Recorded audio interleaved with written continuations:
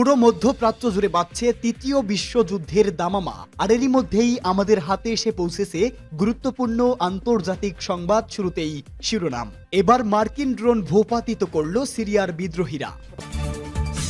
পরেই জানিয়ে দিব মৃত্যুদণ্ড দেয়া হবে নেতানিয়াহুকে, কড়া বার্তা ইরানের।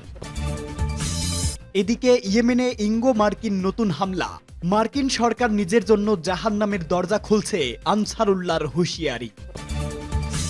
পরেই জানাবো ইসরায়েলি শাসকদের গ্রেপ্তার করা আন্তর্জাতিক অপরাধ আদালতের সদস্য রাষ্ট্রগুলোর দায়িত্ব বলে বাকাইর মন্তব্য। এবং সর্বশেষ জানিয়ে দেব যুদ্ধবিরতির সম্ভাবনা আগের যে কোনো সময়ের চেয়েও বেশি বলে হামাসের বার্তা। এতক্ষণ শুনছিলেন সংবাদ শিরোনাম, এবারে বিস্তারিত। তবে তার আগে প্রতিদিনের আপডেট আন্তর্জাতিক সংবাদ সবার আগে পেতে ভিডিওটিতে একটি লাইক দিয়ে চ্যানেলটি সাবস্ক্রাইব করার অনুরোধ রইল। মার্কিন ড্রোন ভূপাতিত করল সিরিয়ার বিদ্রোহীরা। শুধু একটা সুযোগের অপেক্ষায় ছিল তিন দেশ। বাশার আল আসাদ দেশ ছেড়ে পালানোর সঙ্গে সঙ্গেই সিরিয়ায় বড় ধরনের বিমান হামলা চালায় যুক্তরাষ্ট্র। নিজেদের অবস্থান দৃঢ় করার জন্য মাঠে নেমে পড়ে ইসরায়েল ও তুরস্কও।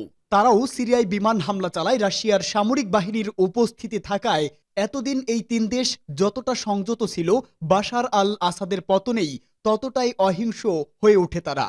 অত্যাধুনিক বি-52 বোমারু বিমান, F-15 এবং A-10 যুদ্ধ বিমান নিয়ে সিরিয়ায় ৭৫টি হামলা চালায় যুক্তরাষ্ট্র।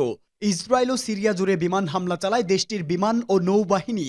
গুরুত্বপূর্ণ স্থাপনা ও অস্ত্র গুদামেও হামলা চালায় তেল আবিব। ইসরায়েলের অভিযান কিংবা গোলান মালভূমির বাফার জোন দখল করে নেওয়ায় যুক্তরাষ্ট্র কিছুই বলেনি। কিন্তু তুরস্ক যখন মানবিস এবং উত্তরাঞ্চলীয় সিরিয়ায় সিরিয়ান ডেমোক্রেট ফোর্সেস SDF এর যোদ্ধাদের উপর হামলা চালায়, প্রায় সঙ্গে সঙ্গে প্রতিক্রিয়া দেখায় ওয়াশিংটন। বিশেষ করে পেন্টাগনকে এ নিয়ে বেশি সরব হতে দেখা যায়। ওই হামলার পর ক্ষিপ্ত হয়ে ওঠে SDF। এরপর তারা যুক্তরাষ্ট্রের অত্যাধুনিক MQ-9 রিপার ড্রোন ভূপাতিত করে।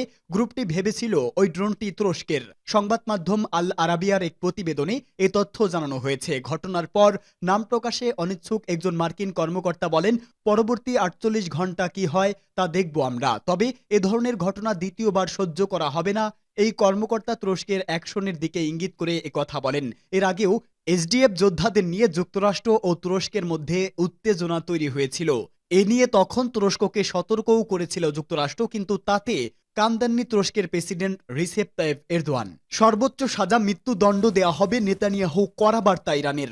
ইসরায়েলের প্রধানমন্ত্রী বেনিয়ামিন নেতানিয়াহু মৃত্যুদণ্ড দেওয়া অসম্ভব নয় বলে স্পষ্ট বার্তা দিল চিরশত্রু দেশ ইরান।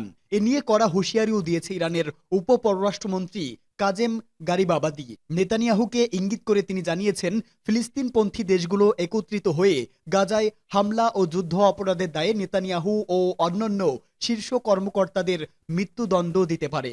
ইসরায়েলের বিরুদ্ধে হামলা নিয়ে কাজেম গারিবাবাদি যুক্তি দেখিয়েছেন যে IRGC ও আন্তর্জাতিক ন্যায় বিচার আদালত বর্তমানে ইসরায়েলের বিরুদ্ধে গণহত্যার মামলা তদন্ত করছে। এই ধরনের আদালত সম্ভবত মৃত্যুদণ্ড দেবে না উল্লেখ করে ইরানের পররাষ্ট্রমন্ত্রী বলেন, কারণ এটি জাতিসংঘের সাথে সম্পর্কিত। একই সঙ্গে তিনি আরো বলেন, নেতানিয়াহুর মৃত্যুদণ্ড দেওয়া অসম্ভব নয়। একাধিক দেশ মৃত্যুদণ্ড বাতিল করেছে, কিন্তু এখনও ৫৫টিরও বেশি দেশ রয়েছে যাদের আইনে এ ধরনের শাস্তি রয়েছে। আন্তর্জাতিক অপরাধ আদালত নেতানিয়াহু ও ইসরায়েলের প্রাক্তন প্রতিরক্ষা মন্ত্রী ইয়োব গ্যালন্টের বিরুদ্ধে গ্রেপ্তারি পরোয়ানা আগেই জারি করেছে। ব্রিটেনও স্পষ্ট জানিয়েছে, এখানে পা রাখলেই সঙ্গে সঙ্গে গ্রেপ্তার হবে নেতানিয়াহু। বরাবরই ICCর রায়কে অপমান করে আসছে ইসরায়েল। পাল্টাই রায়কে তীব্র সমালোচনা করেছিল ইসরায়েল। ইয়েমেনে ইঙ্গো মার্কিন নতুন হামলা, সিরীয় যুবকদের সম্পর্কে ইরানি জেনারেলের ভবিষ্যৎবাণী। আলজেরিয়ার পররাষ্ট্র মন্ত্রণালয় গতকাল দেশটিতে ফরাসি গোয়েন্দা ও নিরাপত্তা সংস্থাগুলোর তৎপরতার ব্যাপারে প্রতিবাদ জানিয়ে ফরাসি রাষ্ট্রদূতকে তলব করেছে। এছাড়াও ইয়েমেনে ইঙ্গো মার্কিন অব্যাহত হামলা, সিরিয়ায় আবারও ইসরায়েলি হামলা, সন্ত্রাসী গোষ্ঠী হায়াত তাহরির শামের প্রধানের সঙ্গে সিরিয়া বিষয়ক জাতিসংঘ দূতের সাক্ষাৎ এবং পশ্চিম এশিয়া অঞ্চলের নিরাপত্তার বিষয়ে ইরান ও জাপানের উদ্বেগ ইত্যাদি সাম্প্রতিক সময়ে কয়েকটি গুরুত্বপূর্ণ বিশ্ব সংবাদ। ইয়েমেনে আবারও ইঙ্গো মার্কিন জোটের হামলা, মার্কিন ও ব্রিটিশ জঙ্গি বিমানগুলো আজ হোজ্জাহ প্রদেশে মিদি অঞ্চলের বাহিশ এলাকায় বোমা বর্ষণ করেছে। এসব হামলায় ক্ষয়ক্ষতি সম্পর্কে এখনও কিছু জানা যায়নি। ইয়েমেনের সরকার ও জনগণ গাজার মজলুম জনগণের প্রতি সর্বাত্মক সমর্থন ও সহায়তা দিয়ে আসায় প্রায় ইয়েমেনে হামলা চালাচ্ছে ইঙ্গো মার্কিন জোট। আনসারুল্লাহ হুঁশিয়ারি, মার্কিন সরকার নিজের জন্য জাহান্নামের দরজা খুলেছে।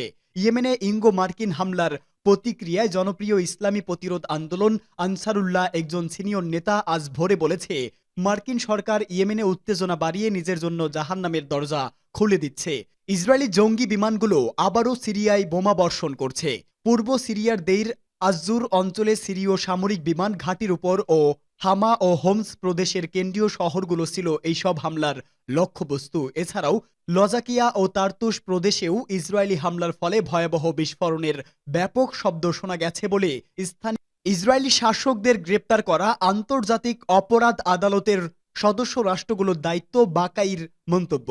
ইসলামী প্রজাতন্ত্র ইরানের পররাষ্ট্র মন্ত্রণালয়ের মুখপাত্র নুসিরাত শরণার্থী শিবির সহ গাজায় ফিলিস্তিনি শরণার্থীদের বসতি ও তাঁবুতে ইহুদিবাদী শাসক গোষ্ঠীর বর্বরোচিত হামলা অব্যাহত থাকায় তার নিন্দা জানিয়েছেন। হামলায় নিষ্পাপ শিশুসহ কয়েক ডজন নিরীহ ব্যক্তি শহীদ ও আহত হয়েছে। গত ২৪ ঘণ্টায় গাজায় ফিলিস্তিনি শরণার্থীদের অন্তত ৪টি স্কুল এবং আশ্রয়কেন্দ্রে দখলদার সেনাবাহিনী হামলা চালিয়েছে। এসব হামলায় ৫০ জনের বেশি নিরীহ ব্যক্তি শহীদ হয়েছেন।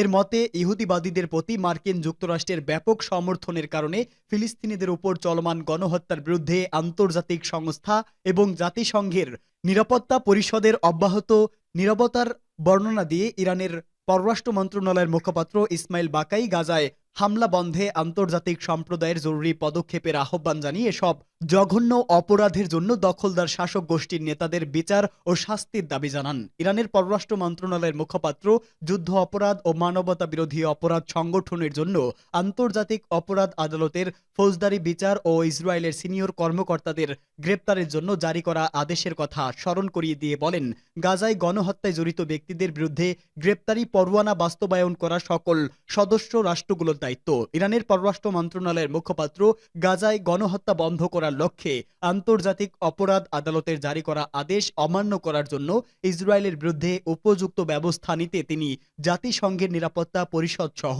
আন্তর্জাতিক সমাজের প্রতি আহ্বান জানিয়েছেন। যুদ্ধবিরতির সম্ভাবনা আগের যে কোনো সময়ের চেয়েও বেশি বলে মন্তব্য হামাসের। যুদ্ধবিরতির সম্ভাবনা আগের যে কোনো সময়ের চেয়ে বেশি বলে জানিয়েছে হামাসের এক ঊর্ধ্বতন কর্মকর্তা। টাইমস অব ইসরায়েলের এক প্রতিবেদনে তথ্য জানানো হয়। প্রতিবেদনে বলা হয়েছে, সৌদি আরশোক নিউজ আউটলেটে নাম প্রকাশে অনিচ্ছুক এক হামাস নেতার সূত্রে বলা হয়েছে, যুদ্ধবিরতি ও বন্দি বিনিময় চুক্তি আগের যে কোনো সময়ের চেয়েও বেশি সম্ভাবনাময়ী।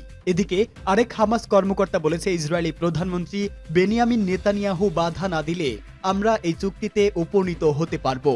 আমরা এখন চুক্তি সম্পন্ন হওয়ার কাছাকাছি অবস্থায় রয়েছে। এ সময় তিনি চুক্তির জন্য ওয়াশিংটনকে ইসরায়েলি প্রধানমন্ত্রীর উপর চাপ দিতে হবে বলে মন্তব্য করেন। সূত্রটি আরও জানিয়েছে, হামাস অনেক নমনীয়তা দেখিয়ে একটি প্রস্তাব পেশ করেছে, যেখানে পর্যায়ক্রমে যুদ্ধের পরিসমাপ্তি ঘটবে আর ইসরায়েলি বাহিনী ধীরে ধীরে প্রত্যাহার করা হবে। তবে সেজন্য আন্তর্জাতিক মধ্যস্থতাকারীদের নিশ্চয়তা দিতে হবে। সূত্র টাইমস অব ইসরায়েল ও জেরুজালেম পোস্ট।